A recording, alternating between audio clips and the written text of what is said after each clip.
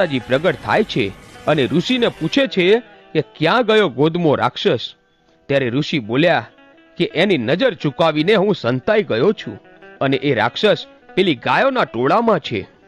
અને આ સાંભળીને માં ગાંડીએ ગાયનું રૂપ લીધું અને ગોદમા રાક્ષસની પાસે જઈને ગાયના સ્વરૂપમાંથી પોતે પ્રગટ થયા અને બોલ્યા, અરે ગોદમા, તે મારા ચારેય ઋષિઓને મારી નાખ્યા, એટલે તું પણ મરવા તૈયાર થઈ જા.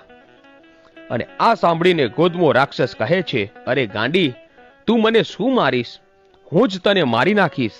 અને આમ કહીને માતાજી સાથે યુદ્ધ કરવા દોડે છે. અને માતાજી ખૂબ જ કોપાયમાન થઈ ગોદમા રાક્ષસનો વધ કરી નાખે છે.